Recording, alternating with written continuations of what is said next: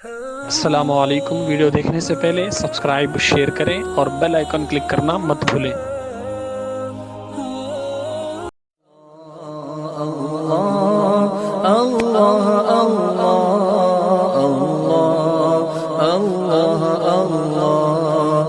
الصبح بدا من طلعته والليل دجى من صلی اللہ تعالیٰ علیہ وسلم۔ بسم اللہ الرحمن الرحیم۔ نوعیت سنت الاعتکاف۔ صحابہ اکرام کا اتباع رسول صلی اللہ تعالیٰ علیہ وسلم کا جذبہ اور ان کی عظمت و شان کے حوالے سے کچھ باتیں سماعت کر رہے تھے، اور ابتدا میں آقا کریم علیہ السلام نے صحابہ اکرام کی جو شان و عظمت اپنی زبان مبارک سے بیان فرمائی ہے، اس کے حوالے سے ہم سن رہے تھے کہ آقا علیہ السلام نے فرمایا، یہ مشکات المصابیح کی حدیث ہے،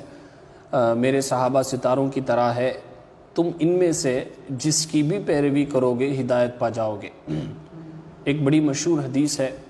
تو اس سے بہت ساری باتوں کو ہم نے اخذ کیا تھا ہماری روزمرہ کی زندگی کے حوالے سے، عقائد و نظریات کے حوالے سے۔ ایک اس میں پہلو یہ بھی چھپا ہوا ہے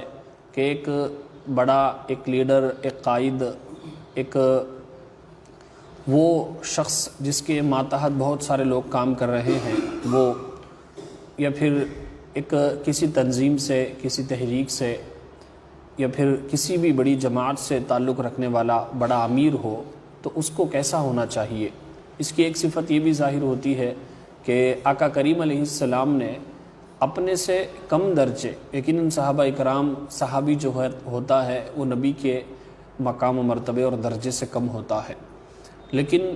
آقا علیہ السلام نبوت کے اتنے بڑے مقام و مرتبے پر فائز ہونے کے باوجود بھی اپنے سے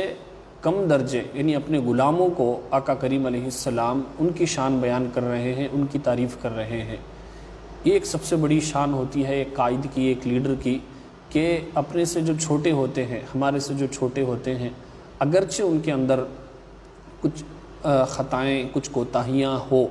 لیکن اگر ان کے اندر کوئی خوبی نظر آتی ہے تو ان کی تعریف کرنا، یہ ان کی حوصلہ افزائی، ان کے لیے موٹیویشن، ان کے لیے حوصلہ افزائی ایک بہت بڑی چیز ہوتی ہے۔ یہی میرے آقا علیہ السلام کا سب سے بڑا کمال ہے کہ صحابہ اکرام کی جہاں تربیت فرمائی، صحابہ اکرام کے اندر اگر کوئی کمی تھی تو اس کے حوالے سے نشاندہی بھی فرمائی، تو وہیں پر امت کے لیے رہتی دنیا تک، قیامت تک آنے والے تمام لوگوں کے سامنے صحابہ اکرام کی وہ عظیم الشان مرتبہ اور شان بیان کی کہ ہر ایک کے دل میں صحابہ اکرام کا جذبہ اور ان کی عظمت، ان کی محبت پیدا ہو۔ یہ ہمیں بھی سیکھنا چاہیے کہ ہمیں بھی ہم اپنے سے چھوٹوں کی تعریف کریں۔ گھر میں اگر باپ ہے تو اپنے بیٹے کی تعریف کرے، اور بڑا بھائی ہے تو چھوٹے بھائی کی تعریف کرے، اسی طریقے سے افسر ہے ماتحت کی تعریف کرے، یا پھر امام صاحب ہے تو محلے کے اگر کوئی چھوٹے ہیں تو ان کی تعریف کرے، استاد شاگرد کی تعریف کرے، کبھی کبھار اگر پیر صاحب ہے تو اپنے مرید کی تعریف کرے،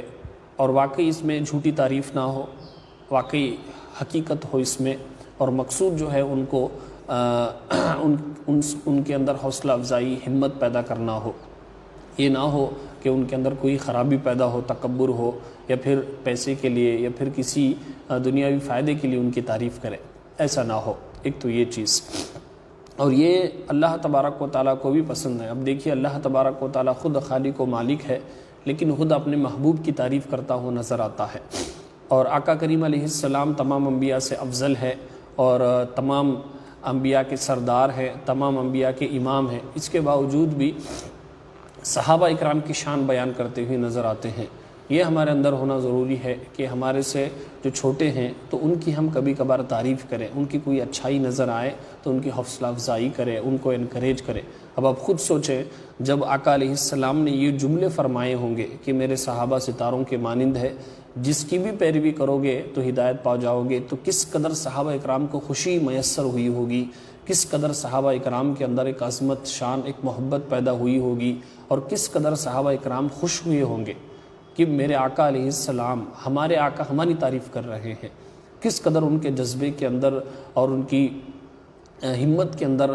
اضافہ ہوا ہوگا۔ یہ چیز ایک بڑے کے اندر ہونی چاہیے کہ ہمارے سے چھوٹے اگر کوئی اچھا کام کرتے ہیں تو ان کی تعریف کریں اور ان کی حوصلہ افزائی کریں۔ اب اس میں چند چیزوں کا خیال رکھنا ضروری ہے کہ جو اگر چھوٹا اس کی تربیت نہیں ہوئی ہے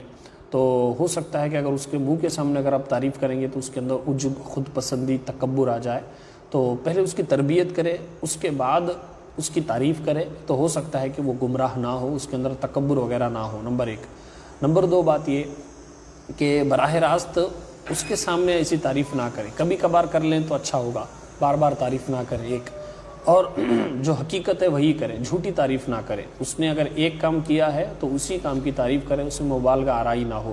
اور اس کے سامنے زیادہ تعریف نہ کرے بلکہ دوسروں کے سامنے اس کی تعریف کرے۔ اس طریقے سے چند چیزوں کا لحاظ کر کے ہمارے سے چھوٹوں کی اگر ہم کبھی کبھار تعریف کرتے ہیں تو اس سے ایک اچھا سسٹم ہوتا ہے اور ایک لیڈرشپ کوالٹی اس سے ظاہر ہوتی ہے۔ ایک بڑا جو ہوتا ہے، لیڈر جو ہوتا ہے، وہ ہمیشہ اپنی تعریف ہونا یا ہمیشہ میری تعریف ہی ہمارے چھوٹے کریں، یہ سننا، یہ پسند نہ کریں، میرے گرد ہی لوگ گھومتے رہیں، میرے مرنے کے بعد ان لوگوں کے قریب کوئی نہ جائیں، یہ نہیں ہے۔ یہ میرے آقا علیہ السلام کی سب سے بڑی شان ہے کہ میرے آقا علیہ السلام ظاہری دنیا میں حیات ہونے کے باوجود بھی اس سے پہلے کہ اس ظاہری دنیا سے رخصت ہو، میرے آقا علیہ السلام نے صحابہ اکرام کی وہ شان بیان کی۔ باقاعدہ صدیق اکبر رضی اللہ تعالیٰ عنہ کو مصلی امامت پہ کھڑا فرمایا اور باقاعدہ صحابہ اکرام کی تعریف فرمائی۔ کبھی فاروق اعظم کی تعریف فرمائی کہ میرے بعد اگر کوئی نبی ہوتا تو فاروق اعظم ہوتے۔ کبھی عثمان غنی کی تعریف فرمائی، کبھی حضرت علی کی تعریف فرمائی، کبھی حضرت بلال کی تعریف فرمائی کہ بلال کی قدموں کی آہٹ میں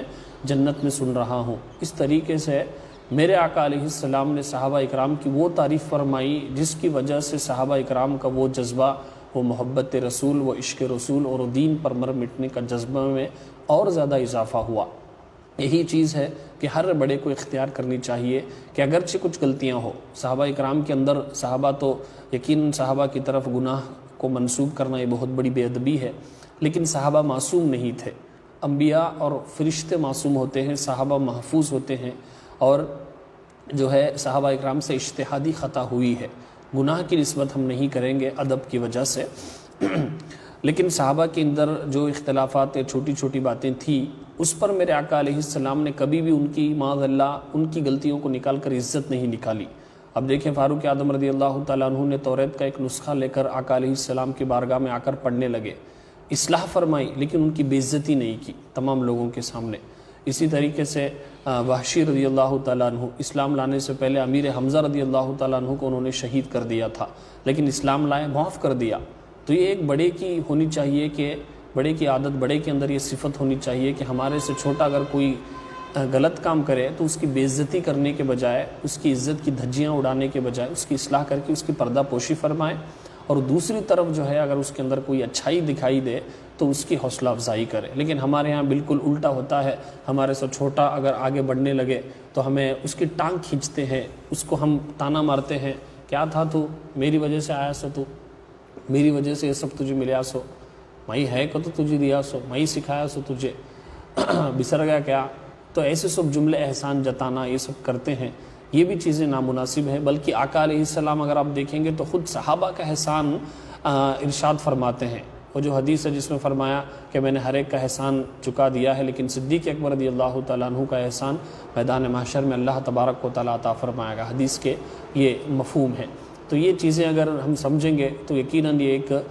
چاہے وہ گھر میں بڑا ہو یا کہیں پر بھی بڑا ہو تو انشاءاللہ اسے کامیابی ملے گی۔ دعا ہے کہ اللہ تبارک و تعالی ہم سب کو کہنے سننے سے زیادہ عمل کی توفیق عطا فرمائے۔ مالک کریم کہنے سننے میں اگر کچھ غلطیاں ہوئیں تو اپنے محبوب کے صدقے میں معاف فرما اور اس کی اصلاح کی توفیق عطا فرما۔ استغفر اللہ ربی من کل ذنب واتوب الیہ وما علینا الا البلاغ۔